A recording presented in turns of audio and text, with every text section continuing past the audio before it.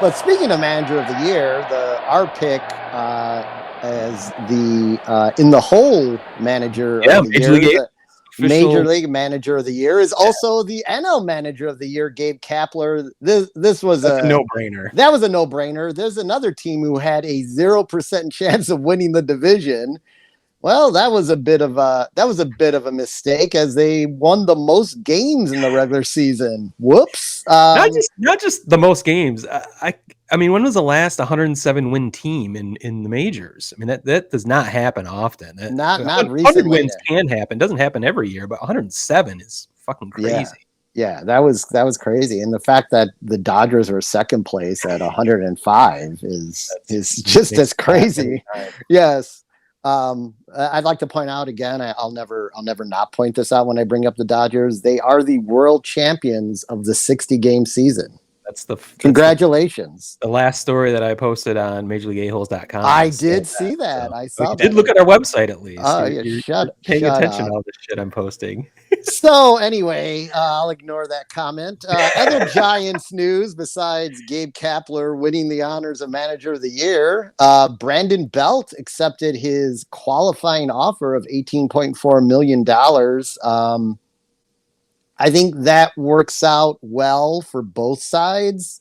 I don't know what it means past this year. Probably they did the qualifying offer because I've got some numbers here. Next year, there's only 2 guaranteed salaries on the book for the Giants. They have $33 million allocated after this season. And that's Tommy LaStella and Crawford are the only 2 guaranteed contracts. So to say the Giants have money to spend too, like they have financial flexibility, is an understatement. Right now, they Wilmer Flores, which was one thing I was going to talk about prior to they picked him up his option, and with Belt's option, that still only has them sitting at around a $90 million payroll going into this season. So they have a lot of financial flexibility. Things are made a little easier when, as we discussed in our last episode, Buster Posey retired, so they didn't have to even contemplate that. The interesting thing about Posey retiring, though, is the Giants need starting pitching, and you wonder how the retirement of Buster Posey and pitchers wanting to work with a catcher like Buster Posey affects a pitcher's willingness if there's similar offers on the table on coming to the Giants now. So will the Giants be looking to actually, get an experienced catcher to lure some talent in and keep seasoning Joey Bart, or use in a platoon type situation? Because I don't think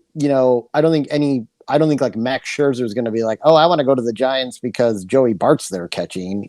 Max Scherzer would be, the Giants would be more desirable for Scherzer to be working with a veteran like Posey. So that is one thing you did lose when that was off the table. So it'll be interesting to see what happens.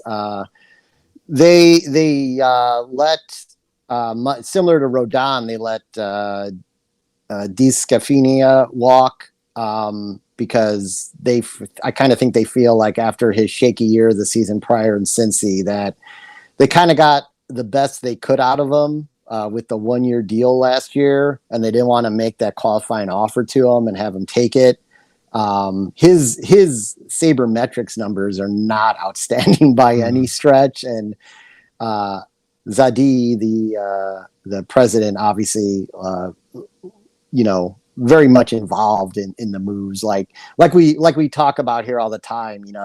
Theo and Jed, Zadie, other presidents who were former GMs. They're heavily involved in those decisions still because they love that stuff. So not like the GM has necessarily free reign on any situation.